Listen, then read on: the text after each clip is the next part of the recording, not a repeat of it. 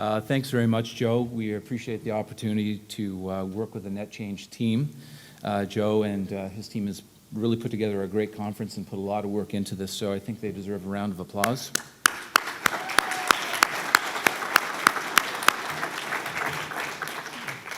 So it looks like we have a lot of first-time attendees to Momo. I think a lot of people from the conference are here today.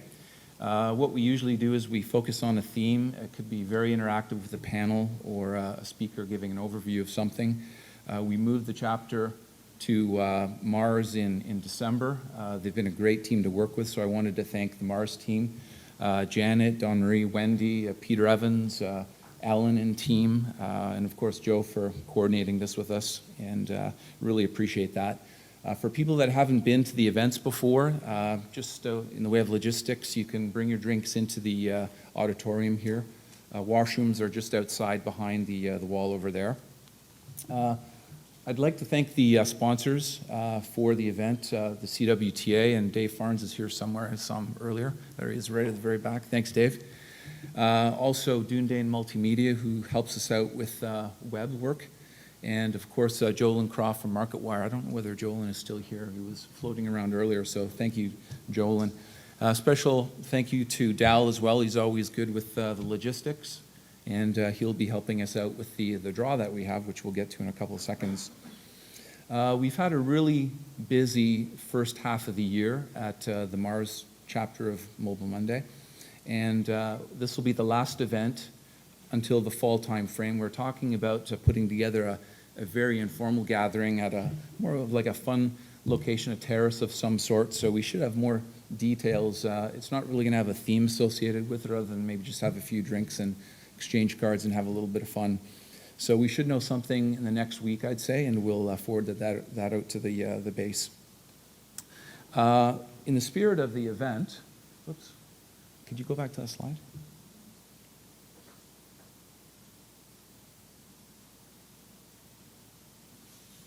Could you put on the next slide?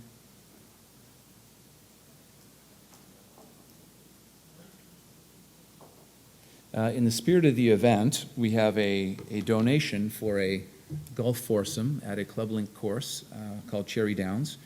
And Zameen, Uber, and Go Paperless have been kind enough to donate that foursome.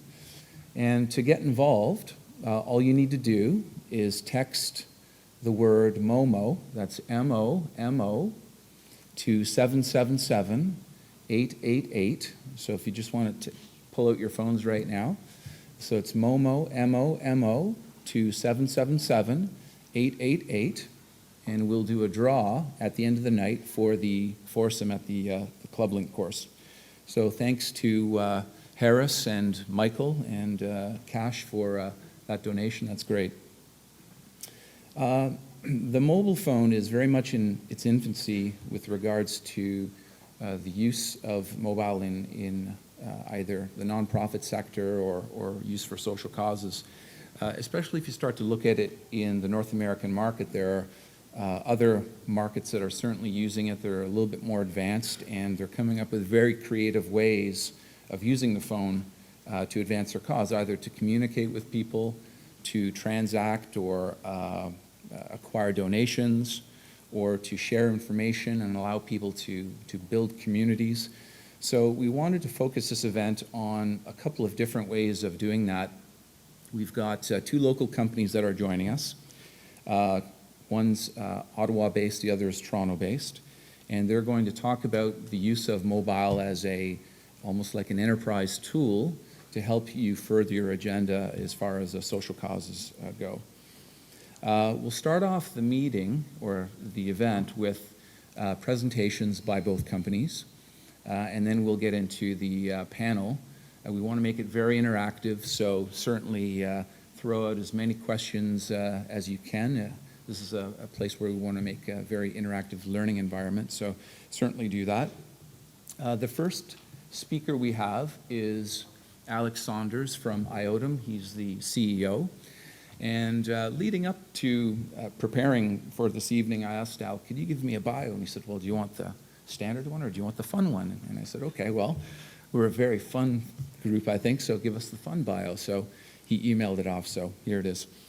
Alex Saunders is the CEO of IOTM, passionately engaged with how technology can positively affect quality of life. Alec wants to see 5-year plans on the market in one. A double-decade veteran of product management and marketing, he spent 9 years at Microsoft, where he helped launch Windows 95, the first 2 versions of Internet Explorer, the Universal Plug-and-Play initiative, the push into home markets, opt-in email marketing, and what might well go down in history as the very first direct email list ever. To positively affect his own life, he frequently turns to his favorite vegetable, and you'll see the linkage a little bit later during his demo and presentation. His favorite vegetable, the jalapeno pepper, Alex says, I grow them in my own garden, allow them to ripen to sweet red firecrackers, and then smoke them over mesquite to make chipotle. I then add them to chili con carne. Why? Because sweet and heat belong together. I like the celery diced, steamed, and served in white sauce and meatballs, the way my mom makes it. This is clearly a man that enjoys both technology and food, and we welcome Alec from IOTM.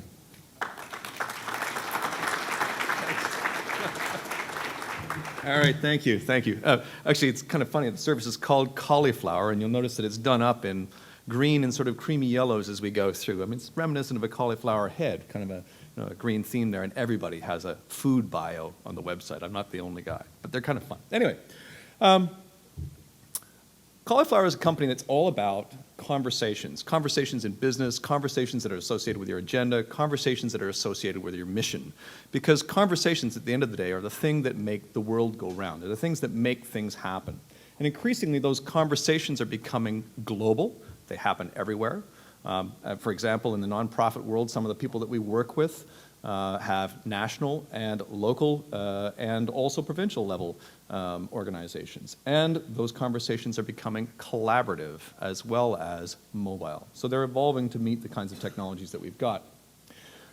They can be unbelievably painful. Anybody who's ever been on a conference call knows about how hard they are to organize, the fact that you don't know who's on the call, disengaged participants. How many people in this room have ever fired up email while they've been on a conference call? Come on, admit it. You've done it, right? So they're really bad. They're interruption prone. And not only that, most of the time they're incredibly expensive because little known secret, conference calls are the last high margin place that the telecommunications industry has. Okay, so Cauliflower is a new and engaging service that makes it easy to plan, to participate, to follow up on engaging and meaningful conference calls globally across business and social networks. We have a great Facebook application as well, on phones, on mobile devices, on PCs. However you can get to that call, we can serve you. And I'm going to do a quick demo of our web application as well as our iPhone application for you here. Now, I'm not sure, is this microphone live down here too? If I go and stick my head down? Good. All right. So, great. Just going to zip over to the application. First thing you're going to notice is that Cauliflower is a web application. It's not something you download onto a PC. It's not something you need an IT department to work with. It's very much informed by the current ethos, which is the Web 2.0 world of lightweight web applications and technologies that make it possible for anybody to be able to use these things. If you can use your web browser in your organization, then you can use Cauliflower. You don't actually have to, what is my password? I'm pattering away here and I've forgotten the password. There we go. All right, good. That'll do it. Okay, so what you see here is the main page for the Cauliflower site. And it's great because it shows you all of the calls that you've got coming up on the left-hand side, plus it shows you a bunch of public calls that are available to you at any particular point in time so that you can go and join them. If you're the type of organization that uses conference calls as an outreach mechanism or webinars as an outreach mechanism, that side, the right-hand side of the page, gives you the ability to be able to advertise those calls to people who might be interested in doing them. And we have organizations ranging from groups that promote nonviolent communications to religious organizations to political parties that do this on a regular basis. So I'm going to jump into this call here that I made for the Mobile Monday demo, and you can see what the call dashboard looks like for the call. There's really a number of different pieces to it. You can see that there's the details of when the call is going to occur, which is happening right now for the next 2 hours. Good call, that one. It'll be a long one. There's a demo here with an agenda that you can get to. One of the things that you can do is, if you like this call, it's very hooked into social media. You can press the tweet this button, and it'll go off to Twitter using your account and also the Cauliflower account. It shows you the different ways that you can call in as well, including Skype and free calling options for organizations that want to use those, like Voice over IP. There aren't any participants on the call at the moment, but what I'm going to do is I'm just going to jump in and load up this call and get it started and dial into it. Yeah, we're going to call that one. I've got a couple of phones here. I'll just get a few of them going and show you what happens when people call into a Cauliflower call. So you can see, oh, look, Randall, he's joined the call as well. I'm in the middle of joining. Notice that one of the things that happens is as soon as people come on the call, there is a green border around that particular person's photograph on the call. You didn't see anybody show up there with dings and everything else going on the phone. We find those things to be disruptive. You can see who's on the call. You don't have to have roll calls and those kinds of things to get people on the call. And if somebody jumps off the call, like this demo person is going to, their border turns red. So once again, you always know who's on the call at any particular point in time. I was joking last fall when the NDP and the Liberals were working away with the Bloc, supposedly, and the Conservatives got on their call and listened in. That wouldn't have happened if they'd been using Cauliflower, because you can't hide on a Cauliflower call. Everybody's on the call together. So some of the other things that you see here, you've got individual controls. You can do things like mute and unmute lines. Randall, do you want to just press your mute there? I think it's *6, yeah. You get used to using this and you forget about the star code. So he's gone and muted his line. You can see immediately that Randall's line is muted. Now, why don't you tell me you want to speak? He's going to raise a hand as well. Now, as a moderator, what I can do is I can say, go ahead, your line's now open, and he can go ahead and start to speak. And when you've got a large call, a large organization or a large group of people on a call, this can be very effective because it queues up like a radio queue, so you can answer questions one after another. We can also do things like create a recording. And so start a recording of a call going, and away you go, and you can start to make a recording if you want to share this with other people afterwards. And when you stop the recording, what ends up happening is it turns out and pops up down below as a little MP3 file that you can then go ahead and download at a later time. There's a document sharing component, which I'm going to skip over here, but suffice it to say, this is the easiest document sharing you've ever used. If you can play a YouTube video, you can share a document with Cauliflower because it's simply a Flash container. And then, of course, we've got a chat wall component here as well, which lets you put in messages, and people can chat back and forth. And what you frequently see with Cauliflower calls is there'll be a sidebar conversation going on. There's some other topic that needs to be addressed, but not in the main conversation, and people just put them in there. Now, one of the other things that you notice is that each of the names here, mine and Randall's, has actually got an orange link associated with it. The nice thing about Cauliflower is that when you press on one of those orange links, it goes through to some kind of profile. And in this particular case, Randall has a Facebook profile associated with his account. So you can just go and have a look and see what it is that you might want to know about him. So you can find out more information pretty quickly there. And the last piece is that it's got some information down here about who's confirmed to be on the call and who's not on the call, and so on and so forth. So it makes it very easy to manage them. Now, this is Mobile Monday. So I'm going to bring up the iPhone version of the application here and just switch into it. And you will see that it looks very, very similar to exactly what we were looking at a second ago. In fact, this has been on the iPhone version of the call all along. I frequently find myself in situations where I need to be able to participate in a Cauliflower call in a mobile setting, and what I do is I simply go ahead, plug in my earbuds, and jump on the call and start to participate. So you can see right there, once again, you've got all the participants on the call. Do you want to raise your hand again, Randall? And you can see he's got his hand raised. If I want to recognize him, I can go ahead and do that. I can simply tap on his picture, and the hand will go down. I can view the agenda that was on the call just as I had before. I can see the chat wall and the live call. There's the recording that we made. You can go ahead and download that if you'd like. During the live call, if you want to do things like access the controls, like mute, unmute, record, and so on, they're all there available for you. And of course, you can also go back and go and see the upcoming calls, the past calls, all the different things that you could see previously with the cauliflower environment. So what this does is it takes what was a web application and it turns it into a very effective mobile tool. It addresses a real gap because people today find it very difficult to be able to organize a conference call from a mobile device. Okay, I'm going to hang up the calls and go back to the slides. Please.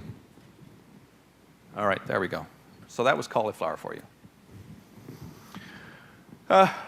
Cauliflower retails for $50 a month for 2 subscribers. Now, we have an awful lot of nonprofits coming to us on a regular basis, and they have a couple of needs. One of them is they want a lightweight WebEx kind of tool, which you can do with cauliflower with that document sharing capability.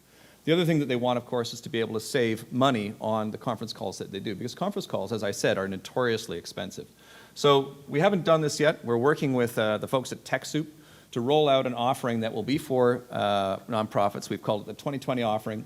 It'll be $20 a month for 2 people to be able to organize an unlimited number of calls, but with up to 20 participants on them. There's a real cost associated with these. But for one of the things that we've noticed, one of the things that we've learned when talking with nonprofits is the fact that most of their calls are what we consider ordinary business calls. 5, 6 people on a call, maybe a couple times a week, or maybe once a week for a daily meeting.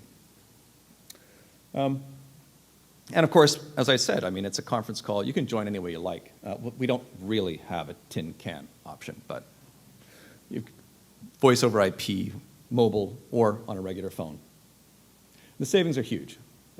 This is what you get when you start to compare the plain old conference calling service that you might be using today with using cauliflower. So if you've got 20 daily calls a month, say a daily team meeting, 5 people a call, 45 minutes long where you're discussing something, with cauliflower it's $20. With your standard telephone company, it's going to be over $270 if we assume 6 cents a minute, which is pretty cheap conference calling. A lot of you are paying 10 cents, 12 cents, or even more. Customers love it. I get these all the time. One of the things I love about our customers is that they're passionately engaged. Over 40% of the people that use cauliflower found about it by talking about it with somebody else. So there you see John Reed, who's the president of the Canadian Technology Alliance Association. They're an organization for Canadian technology companies. He says, you know, cauliflower makes organizing and participating in multi-party calls simple and engaging, and we save thousands of dollars. They use it for webinars. They use it for their internal meetings. And they're not the only industry association doing that. The Canadian Manufacturers and Exporters Association uses it in the same way, including their board meetings. The Futures Industry Association uses it as well. So classic nonprofit kinds of things. Liberal Party. The Liberal Party of Canada, the youth wing uses it. Particularly they use it because of the integration with social networks. It's a great outreach tool for them. Again, not the only political party using them. The Democrats used, youth wings of the Democrats used cauliflower during the last election, first to organize around the nomination and then around the election itself. One of our largest ever calls was 191 people on election night organizing to get people out to the vote. And the Republicans, not to be outdone, are now using it to figure out how to rebuild their party. They should have used it before the election, I guess. I don't know. So I like to think about it. Cauliflower is kind of a transformative experience. I mean, when you think about how it compares to an existing a conference calling experience, it's very much a different kind of thing. It's intimate, it's engaging, it's easy, it's very complete, it's mobile. The other experience is just plain painful. And it's global. If you have offices not just in Canada, but in other countries, we're in 20 countries, that same $20 a month gets you a dial-in if you need it from London, from Glasgow, from Singapore, from Sydney, you know, and countries are relatively easy to add as well. We work with a partner that gives us access to a global dialing network that we can get people into. And the last thing, of course, very cost-effective versus, because it's capped. I mean, it's $20 a month. It's versus the uncontrolled metered rate that you're paying now. So that's it. Integrated, easy to use, complete document sharing, conference calls, interactive moderation tools, incredible savings. I think that if you have a look at cauliflower, you'll be really interested in it. And if you're interested in knowing more about that $20 a month offering that we're working with TechSoup to provide, you know, I've got lots of business cards here, so just nab me afterwards. Thanks.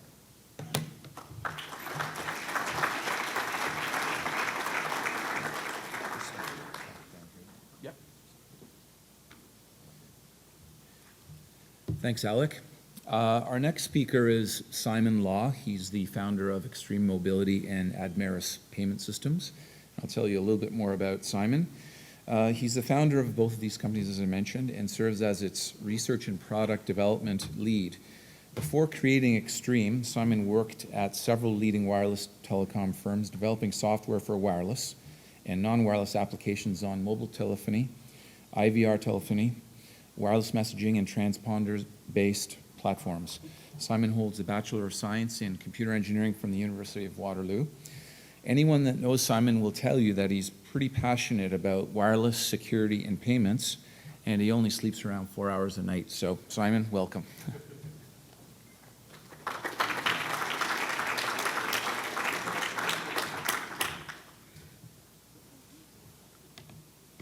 Thanks for the introduction.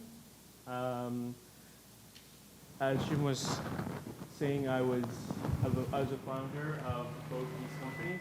Extreme Mobility was founded in 2004. Its focus was on mobile security. We wanted to apply what we've developed at university, the security that we've developed in the mobile space, specifically in payments. And from that time on, we have expanded into the payments industry, and I've also founded a sister company called Admeris Payment Systems, processing payments through Visa, MasterCard, and a new payment method called Interact Online, so using your debit card also to pay for items online. We leverage both the technology that we've developed in the mobile space with the integration with the payment engine in order to create the mobile payments that we're in. With Extreme Mobility, we have been very active in developing our intellectual property, and we've been trying to patent a lot of the encryption and security that we've developed with Extreme Mobility. Because we are a payment processor, we are PCI compliant, so we understand how security works. Just to give you a little overview of our companies, Extreme Mobility, as you know, as I mentioned, develops applications, secure applications, and we leverage the backend that we use from Admeris. So for Interact Online, we are a payment processor, and we also are payment processors for Visa, MasterCard, and American Express. Now, in the center here is where the mobile payment space is, where we apply different applications to utilize payments. And as I will show you in our next demo, we're going to be applying this for social causes, particularly for donations. So the opportunity is there's a lot of workers out there and volunteers that are dedicated in the field.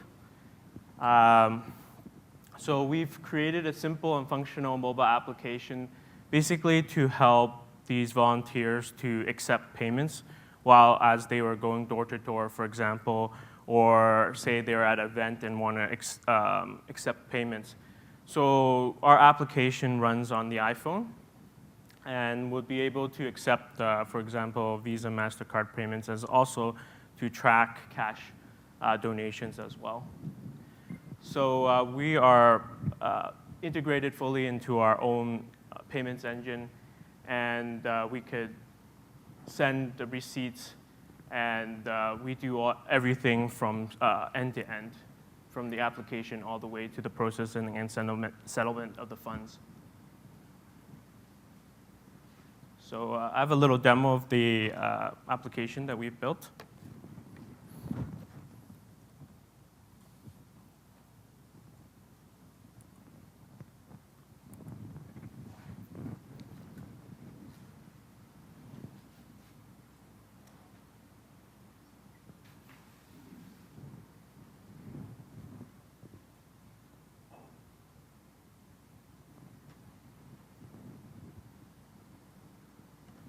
Okay, so the product that I'm demoing right now is called XM Give.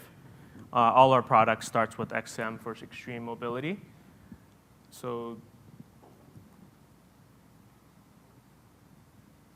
for example, this can be customized for any of the charities. For example, XYZ charity and I type in a user ID as the volunteer, for example. And then I enter my PIN.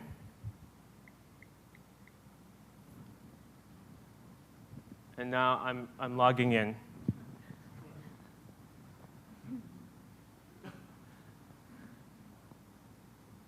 So I'm here, say, door to door, or I'm at a charity event and I want to accept payments. This would be a very convenient way, aside from, for example, writing that in a piece of paper or having those sophisticated wireless POS terminals. Basically, what you could do is have these volunteers with an iPhone or a BlackBerry application be able to accept payments. So, for example, I want to do a one-time donation. I'm at a door, and I want to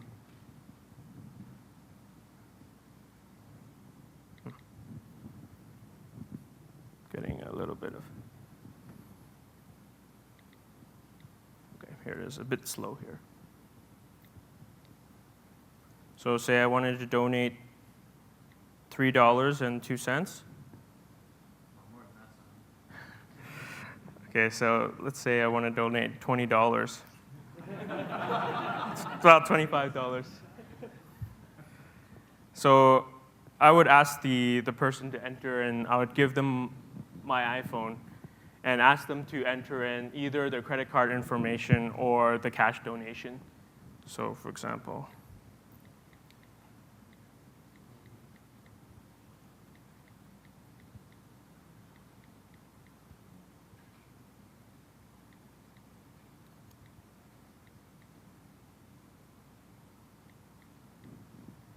so say it's Visa.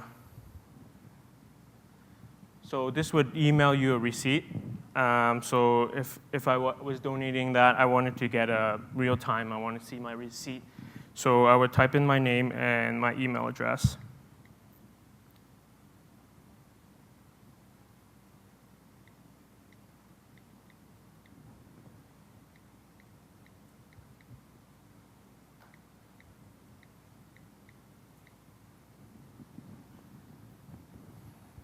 Let's just skip that. These.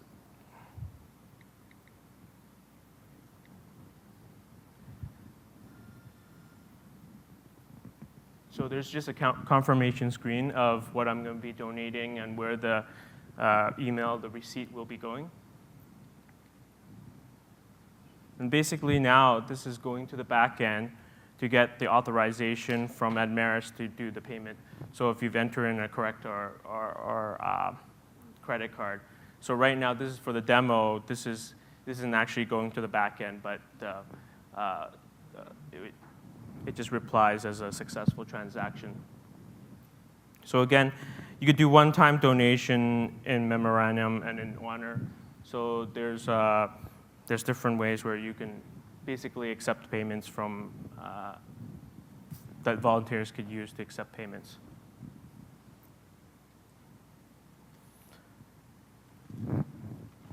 Okay, so this is my demo. Is there any questions?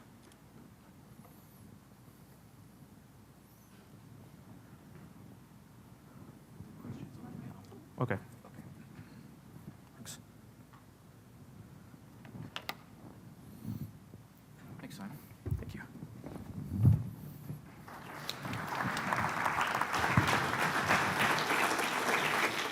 So we'll start our panel session now. So if Alec and Simon could join us on the panel.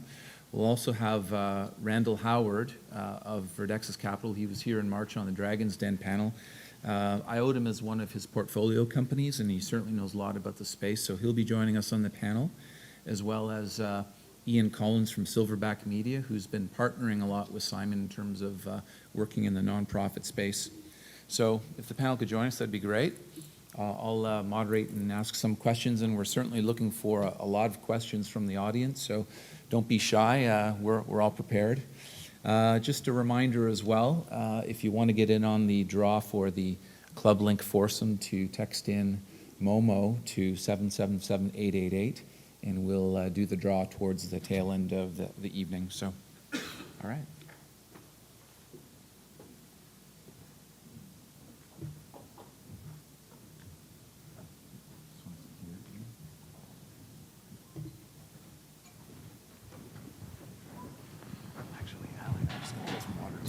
you're there. You're 3, right? Watch out, they're on wheels. You could be 4. I could be off the edge. You're right, I could be there.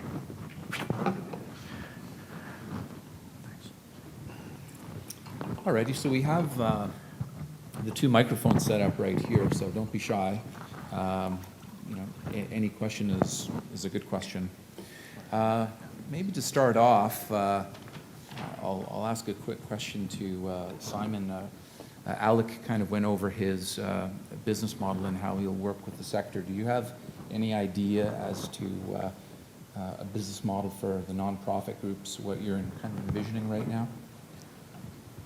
For the nonprofit group, basically what we were looking to do is to give these applications out for free, and basically to encourage the nonprofit to use us as their payment processing to process the payments through us. So we're looking to help the nonprofits to,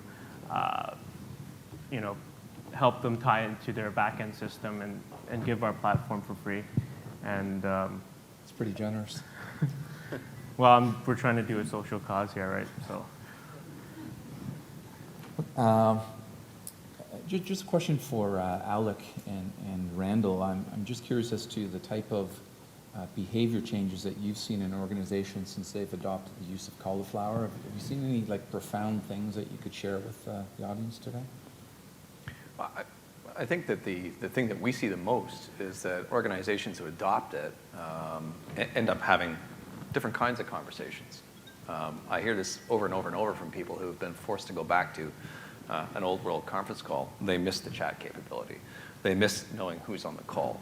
Even just those little photographs give a sense of intimacy to the call that didn't exist before. So it's a completely different kind of experience once you've done it once or twice. You know the voices, you know the people that are on the call, and it changes the dynamic of the call in a pretty dramatic way. And I like to think that at the end of the day, what you end up with is a more productive and a more engaged meeting, which is a great benefit, because the purpose of having the meeting in the first place was to decide something, was to exchange information. If people are doing email, then you can't do that. Do you have any feedback with regards to how impulsive people are using the application? Do you find them organizing more on the fly, or? We don't make it easy for people to organize them on the fly. It's something that we want to do. I do see people doing more and more of that kind of stuff. What I see generally is rather than people organizing more calls on the fly, you end up with more people attending the call. The trend that we've seen is, the average conference call in an organization is 4 people. The average cauliflower conference call is closer to 6. A cauliflower conference call generally runs for close to a full hour, which is about the length of what you'd expect to see people in an ordinary meeting room. And that's different, again, from a conference call where people are on and the call's on the meter. So it's a different kind of experience. Do we have any questions so far? No, don't be shy. Just in general, this is, we have a question there. Is it Allison? So thank you. I think it's terrific that you're making the application available for free. My name is Alison Hewitt. I'm the Director of Social Innovation here at Mars. Are you working with CanadaHelps.org, which a lot of the smaller not-for-profit organizations are using to manage their online donations? And I know that you talked about a one-time donation, but is it also an option for people to make regular monthly contributions, for example? At Silverback, we've been engaged by Canada Helps for quite a while now, actually. And they're acting as an aggregator for smaller not-for-profit groups under their umbrella. And we are going to make it available for the smaller not-for-profits to be able to donate through the mobile device, but that's something that's coming down the pipe within maybe the next year to 2 years. That sort of functionality is available in other countries around the world, in the Europes and in the US at the moment, but there's no regulatory body here in Canada at the moment that can actually vet the not-for-profits that are under their umbrella to make sure that they are legitimate and that they are actually getting all of their revenues. There's somewhat of an industry approach that's taking place that is, I guess, consolidating, or they're putting the final touches on that, how it'll be executed in market, how all the parties will work together. So that's one way. Do we have any other questions at all?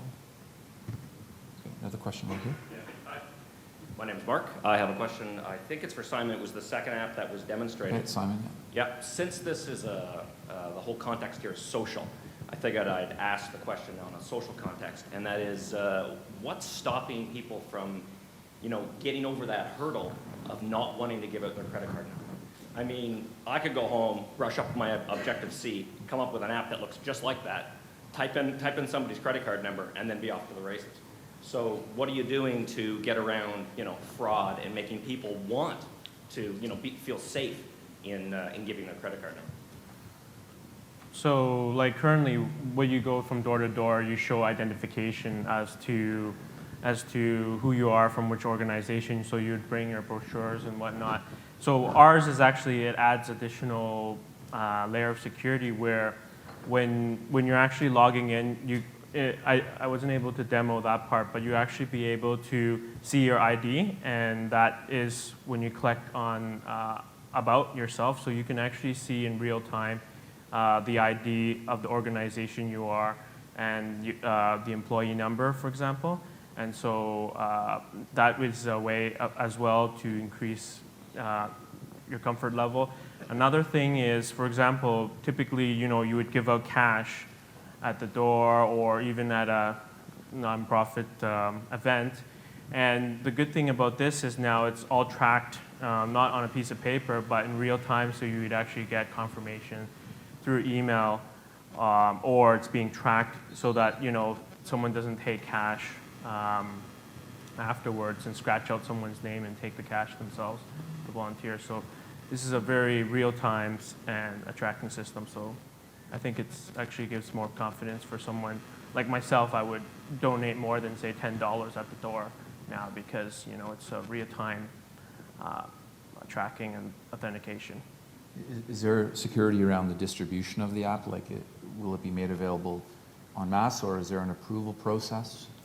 We're thinking of just for this particular app, just for the charities, but the key thing here is each time when the user logs on, they have to authenticate. So it will talk to the charity and ensure that this is a valid employee and they're entering the correct PIN number. And I'm not sure whether you're going to talk about this later or not, but could you maybe go over questions around wireless security? I know initially when wireless data was out or came out, people had concerns about security and issues and things like that. So is that resolved, or where is that today? Well, there's kind of two different systems in wireless. The old system, there wasn't much security involved, so what you need to do was, for example, our application, you would have to create the security and make sure that the information you send over the wireless network is secure. But as we progress more and more into the smartphone, now you're using almost the full internet, which is using something that is exactly the same as you would be doing an online payment in your browser at home. So they would be using, for example, SSL security. So it's a very secure way of transferring information. We have another question? Hi there, Roger Biharilal with Research in Motion. From a vendor perspective, I'm curious for the two software developers.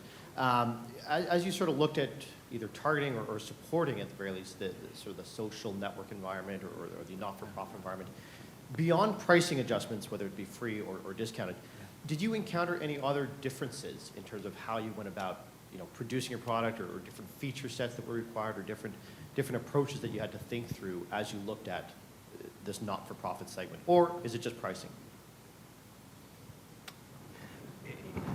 I would start to answer, and I think the not-for-profit sector is at a very interesting time. I work with a lot of not-for-profits in my non-day job, and I realize that, like some sectors of the economy, they've historically lagged in the adoption of technology. And one of the interesting things is that mobile provides an opportunity to leapfrog that in a fairly cost-effective way, kind of like various people talked about. I just actually read a thing today about how a group in India is actually monitoring compliance of drugs like AIDS remedies by topping up mobile credit every time someone takes their AIDS medication to make sure compliance happens and so on. And it's kind of a synergistic way of using mobile to spread across a relatively undeveloped area. And even here in Canada, where we're a developed country, not-for-profits have had to do a lot with very limited resources. So if I look at the context, the digital media world, the web world, and the mobile world provide a huge opportunity to leapfrog infrastructure that is in place in big companies.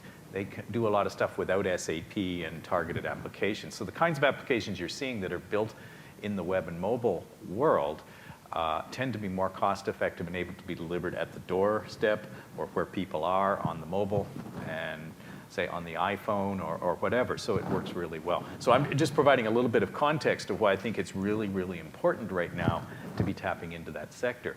And one of the questions as an investor that we ask, and we're very interested in social consciousness, is both the companies here are essentially startups, and we know it's a very difficult time for startups because getting finance for startups is very challenging. So for startups to actually spend resources on that says a lot of commitment. But I think there's also a sense that it's important to be tapping into this world.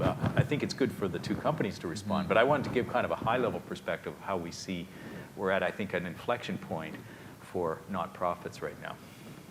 That's a good point. I wanted to add also for nonprofits, they're not technology companies. So in addition to cost, cost also involves in integrating all these new advanced technologies.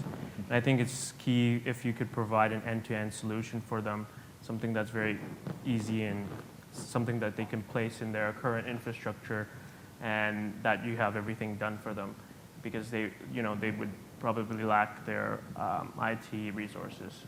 So that's what I found as well. I guess from our perspective, I'd say that we're still learning. By background, I'm a product management guy, and one of the things that happens when you manage products is people come to you and they say, "I want this, I want that." And so we've been listening very hard, and our entry into the not-for-profit arena came about as a result of nonprofits using our software, using our services, and coming to us and saying, "We'd like to do more with this. Can you help us?" Still learning. Price is obviously an attractive thing right now, and I'd like to be able to do more. Questions? This is open for the panel. Just what general steps or basic steps can an organization take to move forward in the use of mobile in their everyday operation or organization? It could be marketing, it could be fundraising, it could be collaboration. Just what are some general thoughts for basic steps that could be taken? Jim, I just raised one. I actually work with a nonprofit that until about a year ago had 5 employees but no offices. People were working from home offices. So mobile technologies are a way to really virtualize the organization and lower costs. So all aspects of the organization of the company, so allowing people to, for example, do conferencing, allowing people to have other tools to be able to work together and collaborate, makes a lot of sense for the nonprofit sector. And in many cases, it's productivity and it's at lower cost. And we know, just like the startup world is running on limited resources, we all know the nonprofit sector is very tight resources as well. Yeah, I was going to say the baby steps from a marketing perspective is for not-for-profits to take the first step and secure themselves a short code. In the mobile space, a short code is very similar to a URL in the online space. So once you have that secured, then you can engage someone like a Silverback or one of the other mobile marketing companies out there to build out your mobile strategy throughout the year and have it planned out from end to end. And then you can start putting your tactics. So when you're going to execute, where you're going to execute, start building that user base and start establishing a relationship with your current consumers, with new prospective consumers, getting them out, getting them aware of your initiatives, and then potentially driving them online to start donating through an online portal or through one of Simon's software developments. Any thoughts, Alec, on some basic steps? I'm trying to think of, I'm not sure how getting started with mobility is going to be a whole lot different in the not-for-profit arena. But I see the benefit of it, obviously. Right. As Randall said, so many people are distributed in so many different places. That's kind of a critical thing to recognize is that, and the other thing, of course, is jam away and look for the best mobile data plan you can get, because that's where the value is. Well, you know, I would make a couple observations. Every nonprofit is different. So every nonprofit is obviously trying to, or most of them trying to work in fundraising mode, but some nonprofits don't do fundraising in the traditional sense. They work with foundations. They're not out cap in hand trying to raise money door to door, but say there's environmental organizations that go from door to door in homes where carrying laptops, it's great, a mobile application that they could put on one of the new superphones that, you know, runs a real operating system, but is, you know, like the iPhone, 3GS, for example, can really make a difference for those nonprofits.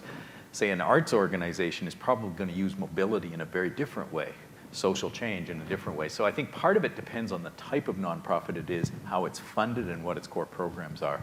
But there's no question that there's huge amounts of ability to be more efficient with mobility for almost all of them. And the problem is, I think, not just cost, but I think there's another problem of mindset. I think education-wise, a lot of the nonprofits have people in it that have a lot of passion, but not necessarily a lot of awareness of the latest mobile and digital media type technology. So there's a real opportunities for people like you folks and other people to help educate, and, you know, the TechSoup people and so on, to help educate the nonprofit sector in what the opportunities are out there. I know you were really impressed earlier this year when I mean, you showed me a few times the Barack Obama application. And that's sort of very much a social organizing tool. Yeah. Good point. If anyone has a chance to download that iPhone app, it's probably the app that uses the most features. It's almost like a campaign organizer in a box that you put on your iPhone. It's an impressive application. Now, of course, they put a lot of money into it to customize it, but it's probably the harbinger of where all this is going. Yeah, we certainly had the largest amount of grassroots support out of the candidates, so definitely paid off. And I think to your point earlier, Randall, if you look at different markets globally are using the phone in some cases ahead of the pace of what we're doing here, probably more because it's been more of a net-based economy compared to other emerging markets that are really figuring out on, you know, how to use the phone to the maximum. And, you know, compliance in India is a great example of just how they're inventing these ways to utilize it. Micro-lending and banking is moving mobile. That's right, Kiva. Very tied to what you're Kiva.org. doing with payments, for example. That's Yeah, right. Exactly. That's right. Do we have any questions from the audience? Hi, it's Tim Hewitt from Cambridge. Question, Alex. I thought the capabilities they talked about, particularly compared to the sort of traditional approach, were amazing.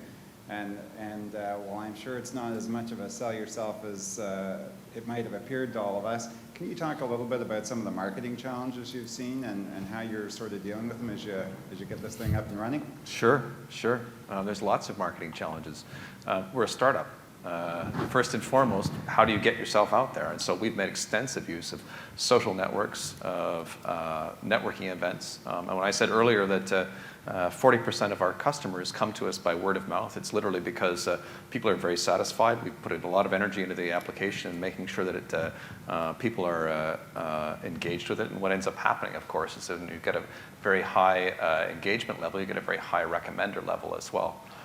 So one of the things that we focus on is how we can use social media and that recommendation engine, the viral nature of social media, as a means to go out there and market the application. And it seems to work fairly well. I mean, we get people across all kinds of spectrums using it, everything from religious organizations to people running teleclasses to political parties, industry associations, small entrepreneurs.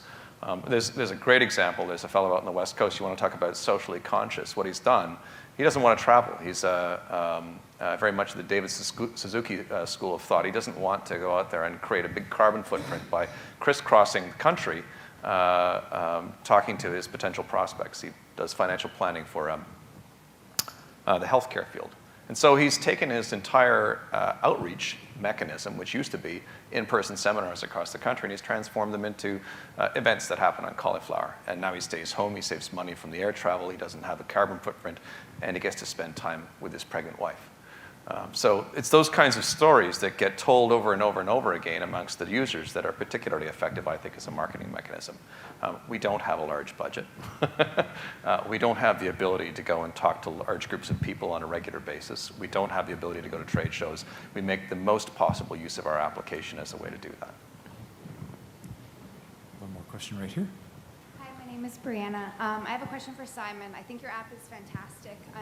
Just along the lines of the confidence issue again, not so much for the organization, and I understand your main targets who will be using the app, but more the donors.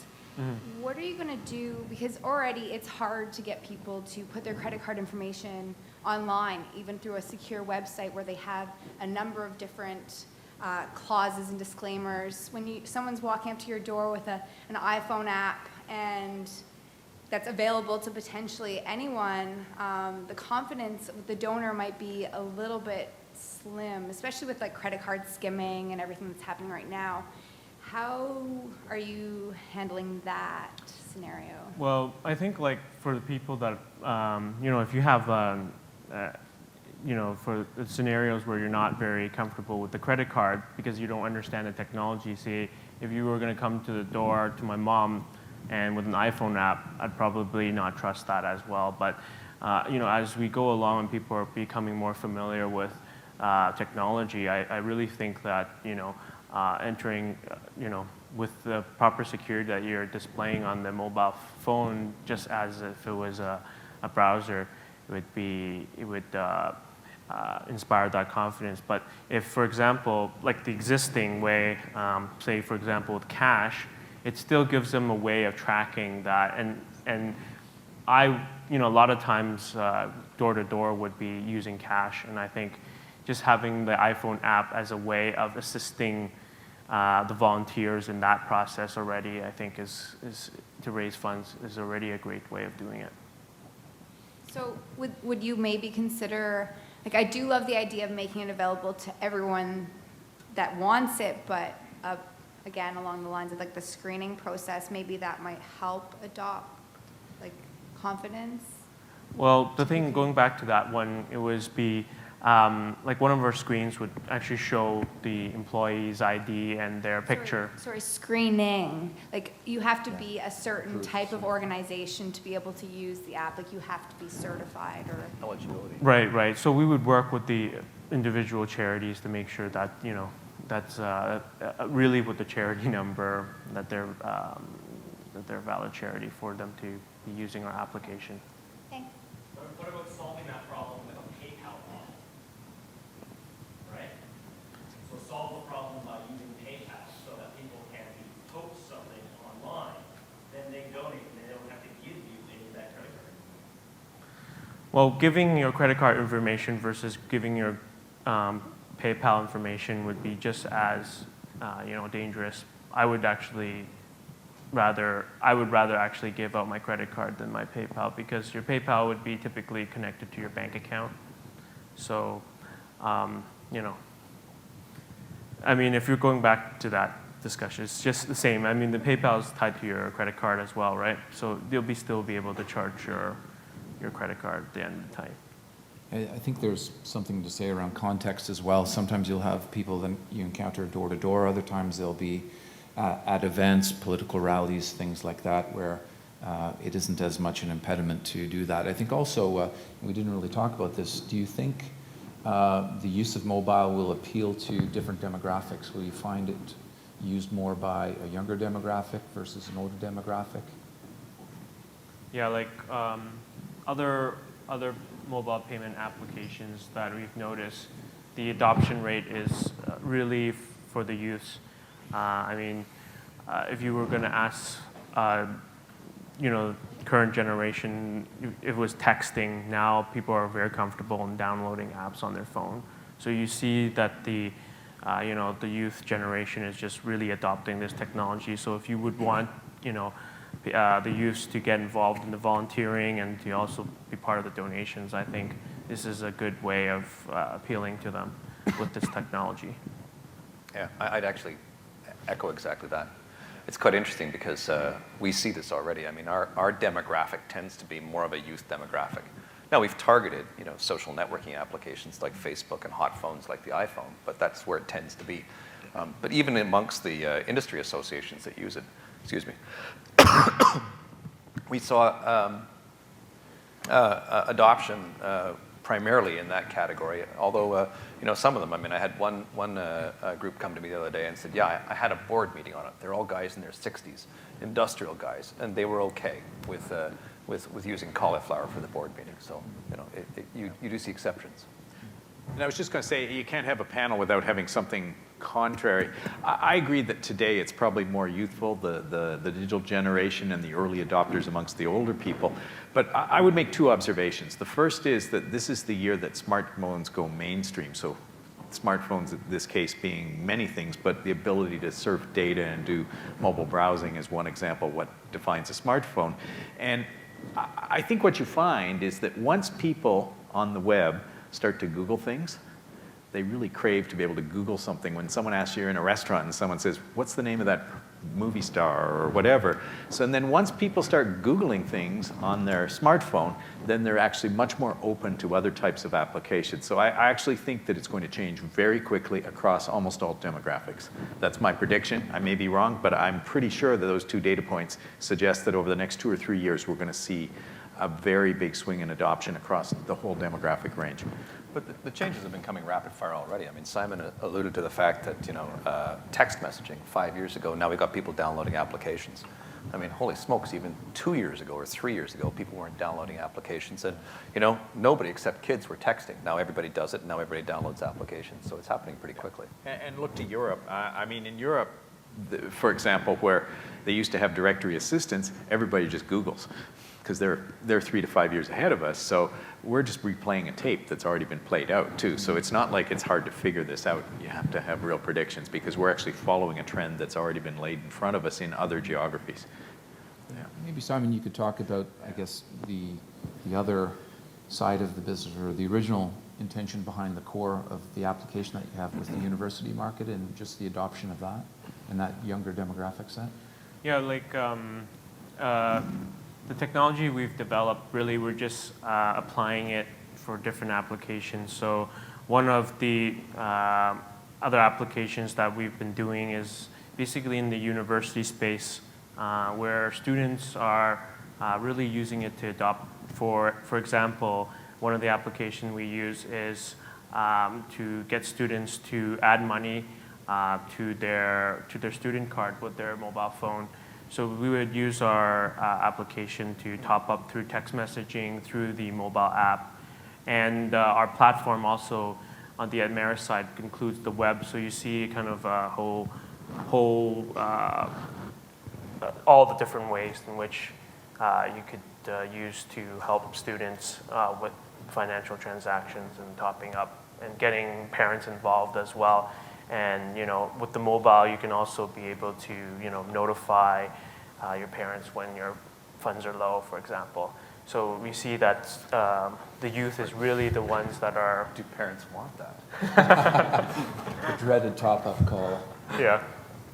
And so you see all the, actually, it's really fascinating where you see the senior students in year 4 actually not adopting it because, like you said, they're not comfortable in downloading applications on their phone, but they're still familiar with text messaging. So you would see kind of a transition as the technology's been evolving. So you see the Frosh Week students now, with the iPhones, they would be, downloading app, no issues with, I'm scared of using this technology. So, John, you have a question? This is to Simon. When you're getting your application at the door and you're getting your first-time donation from the person, have you given the thought of how you go about getting permission from the donor for future, communication with them? Because the nonprofits obviously want to move them up the donor pyramid into regular givers, monthly givers. That's part one. And part two would be when you're getting the initial contact with them and how you link in with the database of the not-for-profit, because unfortunately a lot of not-for-profits aren't so sophisticated, and your donor can end up just getting paper back in the mail and future offerings, that type of thing. So that's sort of part two of my question. That's a really good question. Probably good to feedback to add to our application. But during that process, you're entering in your your address, your email address, and I think at that point you're collecting that information where you could use that information again to contact these for recurring payments. And I think there was a question about recurring payments. I mean, definitely that can be something that can be added into that app to encourage people to do that as well. Just to add to that as well, I've been working with Simon on a few different programs up to date. And one of the ways we do overcome that is by securing an opt-in for ongoing communication. So we can then trigger future donations by sending out outreach alerts. So, not-for-profit A is experiencing a famine in Nigeria. So then we can send out a text message alert to everybody who's opted in for this to this program to alert them of this, and then they can just simply reply with their PIN number to execute Simon's portion of the software.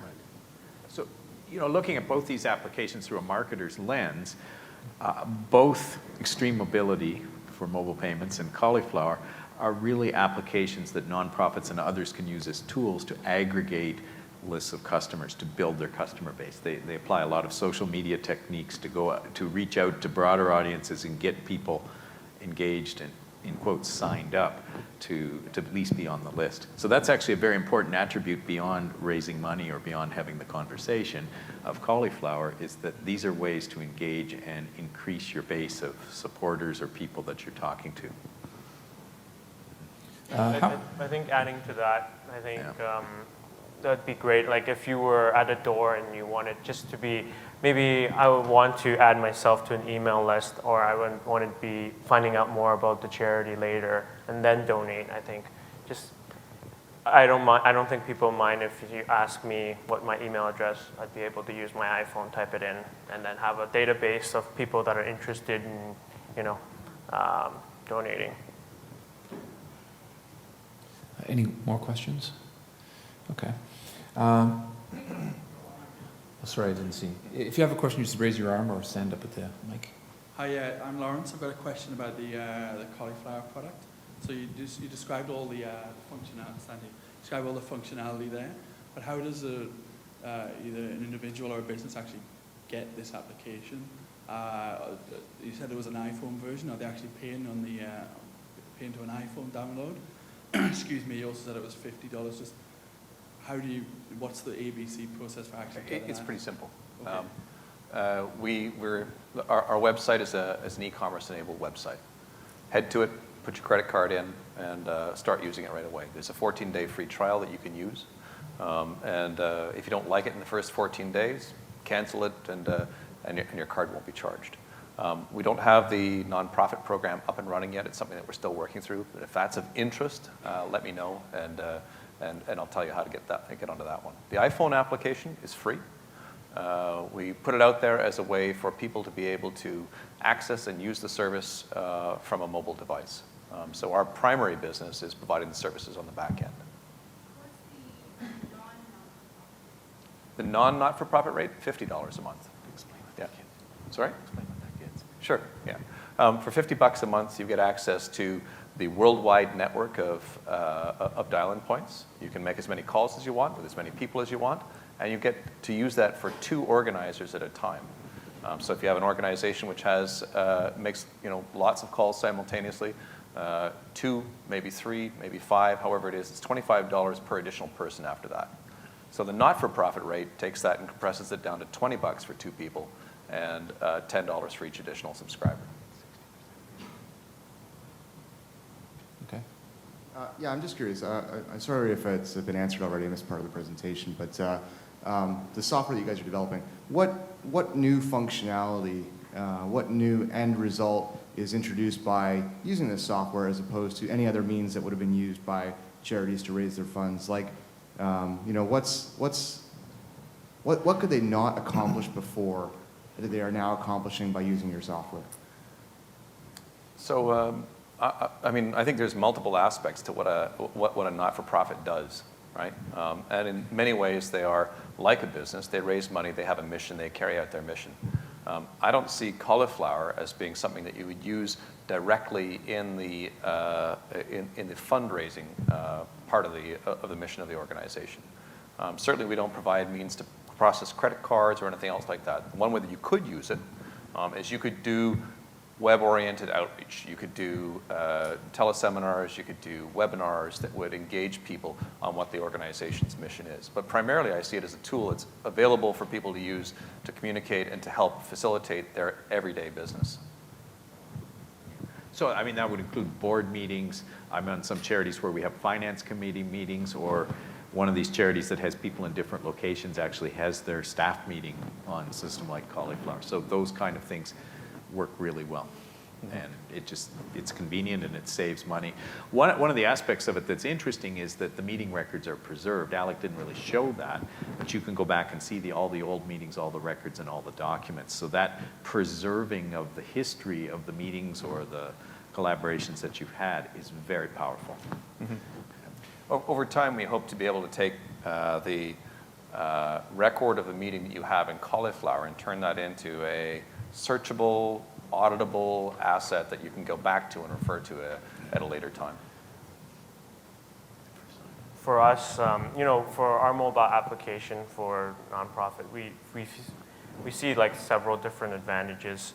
First, it's real time, so you would be able to process the payments in real time, and secondly, you'd be able to collect that information also in real time and provide feedback in real time. And also, now that it is an application on a device like a mobile device, the penetration is already there. Like a lot of people have iPhones or Blackberries, so the nonprofit won't need to spend extra money, for example, for additional hardware and whatnot. And this, it's cost effective as well, and the reach is much more easy and much more convenient to get volunteers, for example, involved because of that as well. Can I ask a question? Yep. Because I'm just looking at it from the perspective of process flow, and it seems to me that what you could be doing is making the whole process of collecting the donation more efficient. Do you have any sense for whether this is a more productive way to get a donation? It is much more because it's real time, right? So you're collecting it at the door, you're processing and providing the receipt right away. Because a lot of times I feel that the reason why I don't donate is I don't get that feedback. Maybe they won't give me that, that receipt for donations. But all this can be done in real time, and I get feedback in real time. I get to collect the funds. The charity doesn't then have to, collect all the cash or whatnot later on and process it. Now it's all in the database. We get records. In the future, with the iPhone especially, you can also collect data with location. So then you can start to, find out where you're getting more. So you're really using a lot of technology to help with raising money, and the mobile device is very powerful to do that. And with the existing ways, it's harder and it's much more labor intensive, I would say. Another question? Hi, Frank Abrams, Zen Peak Recruiting. Hi, Alec and Randall. Let me just start off by giving an endorsement for Cauliflower. I've used it many, many times. It's a fantastic solution. Especially the chat wall is really my favorite part of it, because some people don't want to talk, especially myself, for example, in a conference call, but may want to text something onto the chat wall. And you can also put hyperlinks on it, which is when you've got a lot of people in there, they're pointing you to different directions of the things that they're talking about. It's really an amazing part of Cauliflower. And I have actually used it for a nonprofit. I used it in May of '08. We had about 8 or 10 people in a planning meeting for the Friends of Simon Wiesenthal Center, planning Holocaust Memorial Day. And what I found was, I think at that point, it was Facebook and then on the web, and it seems to have migrated more to a web solution now, and pardon me, with the iPhone, but it was no problem. I just had to remind people to dial in and give them the pins, and I think a lot of them just phoned in, didn't really go through the web interface, or definitely not through Facebook. So I've given you the endorsement, but I'll give you a couple of ideas that I think would really enhance the product, since you're here and I'm here.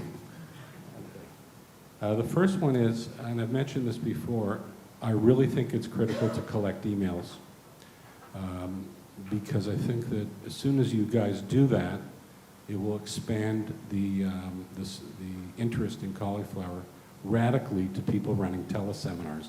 That's the main thing that they want, is to collect somebody's email when they register.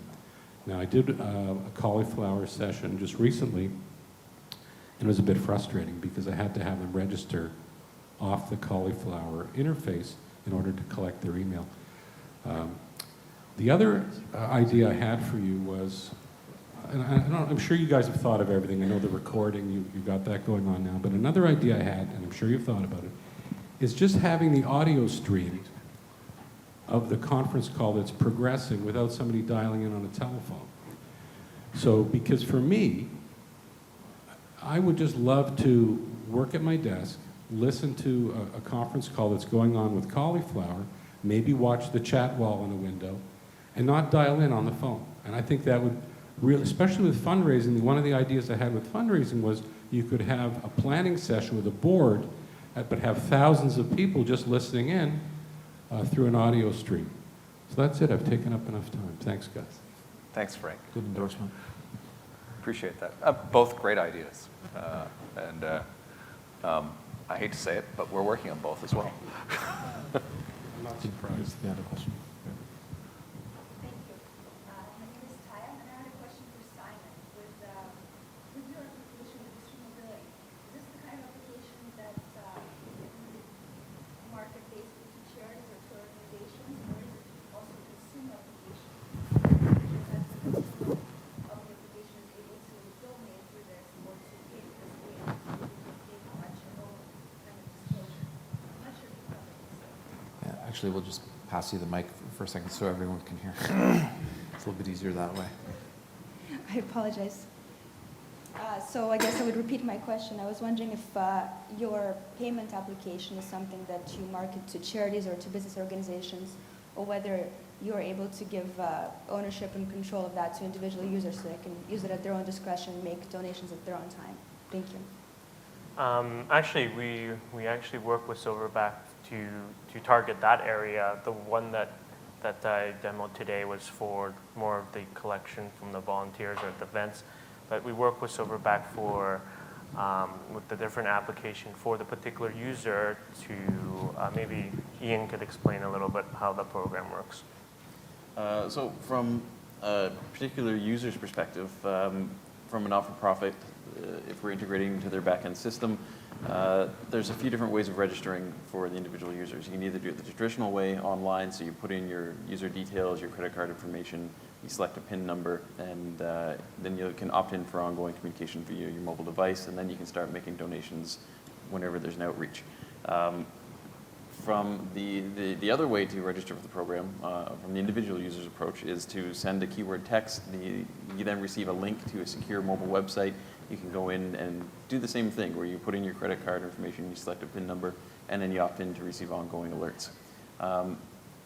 And that's really just the consumer side. The other ways, which Simon can speak to, is Yep. So there's kind of two ways where we could do it. What we presented here is for the volunteers, and then the other aspects for the consumers can also. So, for example, I'm at a charity event, and they say, "Oh, please, donate." So, application, you would just download the application to donate, or text, and get a web page where they could enter in their credit card information to donate as well. And just to add one more thing, so to answer your question, necessarily, the application won't necessarily be available for consumer download, but it is accessible for consumers. By the way, I think a clarification is needed here. Several people have mentioned Canada Helps and PayPal, and from discussions with Simon, correct me if I'm wrong about this, but you are behind all this a payments processor too. You do everything end to end. You don't sort of are just a front end for PayPal. Right. In fact, that's one of the good things, because anyone that uses PayPal know how frustrating it can be. And Canada Helps us also does their payment system, but you do everything from front to back end, is what I understand. That's correct, right? And That's correct. So we are the actual processors as well. So we would do the whole entire turnkey solution for the nonprofit. in that aspect. So it's not just the mobile application, and then we need to tie into some kind of system, and then they are then tied to a payment processor. We get to provide the whole entire solution, and then we would feed, say, some parts of the information that you're interested in, to your database. So Canada Helps takes 3% is last time I checked, because I'm on a charity that uses it. You said you were doing this for free. Do you take a percentage? It's much less than. So you're taking a less percentage, so you don't charge for the application, but there will be fees, because obviously you have costs for the back end. There is cost by the back end from Visa, MasterCard. And what's PayPal take? I'm trying to remember. 3.2. 3.2? Yeah, they're pretty high up there. It depends, and then they charge like a per transaction fee that's very high. We're PayPal users. There may So be synergy here. for nonprofits, those money adds up, and so I think. I have a question for you. Yeah. You mentioned the consumer thing where you can send out a text message. Do you foresee people being able to forward those text messages on and recruit other people? Oh, absolutely, yeah. We've actually been in conversations with a number of not-for-profits that are looking to make it a viral donation program. That seems like it would be really powerful. You talked a little bit about Twitter being embedded in your platform or in the application. Are there any other things that you're finding that are being used quite well to accelerate the adoption of cauliflower? Well, I mean, the Twitter piece is one social element of it, right? So when you start to use cauliflower, it can send out a Twitter message, or when you create a public event, it can send out a Twitter message and recruit other people to join it. Another thing that we've done, Frank mentioned that we're in Facebook. With Facebook, you've got the ability to, when you create a public event, have that posted to your profile, have that posted to your to other members of a group. If you're part of a group, maybe you have an organization, a fan page, and a group associated with your group on Facebook, and now you can send out an invitation to everybody that's part of that group very easily as well. There are a number of different ways that we try to take advantage of the propagation mechanism for messages that exist inside Facebook in order to be able to get that information in people's hands. Question right here. Hi. Quick question. Hisham from Wiles.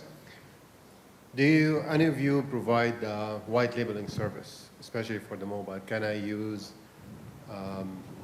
your service, white label it under my application and use it? This question is about white labeling. White labeling, yes. We get a lot of inquiries about it, and we're working towards being able to do that. It's technically complicated because of the way that we built the service, but we'd like to be able to provide that in the medium-term future. I don't want to say in the near future because we've got other things on the go at the moment. Yeah. And from a mobile marketing perspective, that's one of the services that we do offer is white labeling. Simon, what about? Like our app is, as you can see from the demo, it's XYZ charity, so it's already designed to be white labeled. So, I mean, if you're charity X, we'll put your logo there, and that's how it would work. What I meant was, can I integrate it into another application? Can I take that application and integrate it into another application? Such as what type of application? So a mobile application that needs to charge people for whatever service they are providing. Oh, yeah, definitely. I mean, the other side of our business is purely payment processing. So we have lots of different integration options for you, and we could help, if it's mobile that you need help with, we could white label is definitely where we help our clients. We're really silent in the back end. We're unlike PayPal where their logo's there. It's all your logos. We have more questions. We have around 5 or 6 minutes left. So if you have questions, certainly shoot them. Okay, Brian. Hey, Jim. It's Brian Hendry from Self-Honest. I have a question in terms of the age-old question of do you create an application when somebody downloads onto the phone, or whether you have it solely browser-based? And I was sort of curious in terms of how you guys approached it and how you see things going in the future. That's a great question. And I can tell you that we agonized over this one. Should we build an application for the phone and make it specific to the phone, or should we build a web application and style it so that anybody can get access to it? And ultimately, the answer is you need to build the application for the phone and make it available through the store, because the store has become the preeminent distribution mechanism. It's the way that people discover, it's the way that people access those applications, it's the way that people use those applications. So if you look at the history of what happened with Apple, especially with the iPhone and their initial mobile web-based only applications, those are largely dead. People don't go to them anymore at all. It's all about what you can get through the store and install on your device. I think if, as a developer, you're foolish not to take full advantage of the distribution channel that's provided for you. How are you going to deal with the fragmentation in the market with regards to Android and iPhone? Yeah, another good question. So our iPhone application is actually a hybrid. All of the modern platforms give you the ability to be able to embed a browser into the application. So what you saw on stage today was a shell that accesses all of the iPhone native components, the calendar, the address book, and so on, but the application itself runs inside the embedded Safari browser. And we hope to be able to do the same thing on Android, on BlackBerry, any other environment. Honestly, the folks at Apple set the bar really high when they put such a full-featured browser into the operating system, and we're watching very attentively as all the other manufacturers of phones bring their browsers up to the same level. But maybe just a quick poll. Maybe we could raise our hands for BlackBerry versus iPhone as to how many people in the audience are using both devices. So maybe first iPhone, so we could get an idea, just iPhone users. Okay. BlackBerry? Okay, so 5 or 6. Yeah. You know, we'd love to have a BlackBerry application. Were you going to say something? Jim, I was just going to make the comment that from the perspective of people in the nonprofit sector, they obviously want you to go on every device possible, but from the perspective of companies that are building these applications, there are too many platforms. Now, the smartphone market is growing rapidly, and so, you know, people can keep taking market share without really there being any winners and losers, but I predict that within the next 1 to 2 years, there'll be consolidation, and probably the number of platforms will be down to more like 3 than the current 6 or 7. And that's actually good for application developers because they need economies of scale. And especially startups and small companies can't develop for all of these. And what's even worse is that some of the vendors have 6, 10, 15 SKUs or different platforms just to support one platform. One of the innovations of the iPhone is essentially one thing you develop for. I think that's also true with Android, but almost all the other phone vendors are still in the old model where you got to build custom for things, and that's just too expensive for mass adoption. And we're going to see that play out over the next 2 years. And I can predict we're going to see consolidation, which will mean that the power will then shift to application developers. And if you think about the PC and the web, it was applications that drove it, not hardware, not devices. It's applications that people really want to use. Right. So we're going to see that play out, and I don't know who the winners and losers are going to be, but I think all those companies are scrambling to be in that top 3. Well, I think Apple, safe to say they will be one of the 3, so it's a good platform to build around. Do we have more questions? Okay, maybe just a couple final thoughts. Just a key takeaway from each of our panel members as to things to keep in mind in building out the use of mobile in an organization in this sector. So, Ian or Brandon, you want to start off? Well, I would start and say, don't be seduced by the technology. Be like anything else. Look at it and say, is this usable? Is it going to provide a return on investment? And if it's internal amongst your staff and volunteers, and you have a more controlled environment, then I think you can roll it out. The problem with probably mobile going to the mass audience, it may be a couple years before the entire demographic can adopt it. So I would say choose some mobile applications that give you the bang for the buck, the low-hanging fruit, and go after them and see if you can get productivity. As you get comfortable, you may start to reshape your whole organization in a mobile guise, but do it one step at a time because, you know, like everything else, limited resources, time, budgets, and focus. That would be my advice. I think I'd examine the ROI really, really carefully. I think it's, as Randall says, it's very easy to be seduced by the technology. It's cool. I'm a phone geek. I've got a bag of them over there. You know? And I love the devices, but you have to really, really look carefully. They're powerful devices. They can do an awful lot of things. What can they do for your organization? I would say do your homework in the space, know what your goals are, and just build out your strategy to be able to achieve those goals, because mobile is capable of providing significant returns on your investment. And unless you're providing something of value to the consumer, they're just going to ignore it. So make sure what you're offering is of value, that will be engaging, so you can start building your client base or your consumer base to engage them on a more frequent basis and have them engage with your brand. Really provide that value. Yeah, just to add on to Ian's point, just because it's a mobile device, it's very personal, and I think you could really leverage that. And it's since it's personal, then you'll be able to market and interact with that user all the time. So I think that's very important if you're a nonprofit to inform them as well, like what you're doing.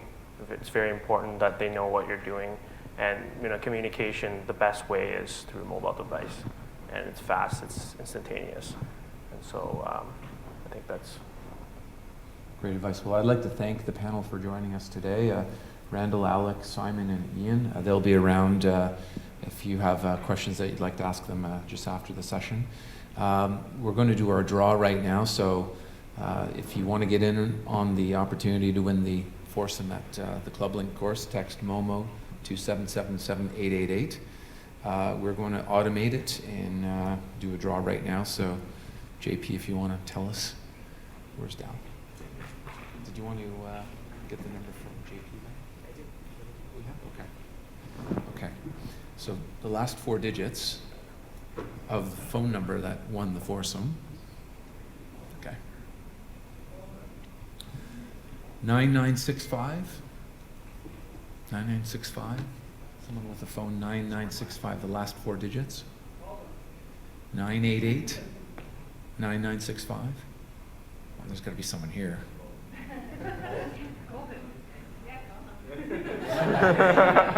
Pick number 2. Okay, we'll call them. The winner's phone should be ringing momentarily. Isn't there a rule that says you have Someone to be probably has it on silent mode now, so.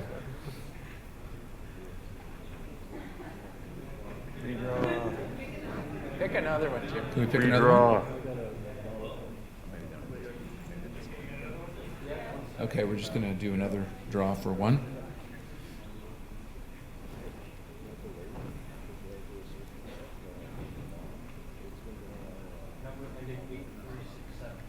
Eight, 3, 6, 7.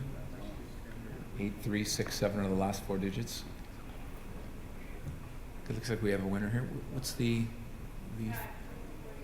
244? Perfect. Congratulations.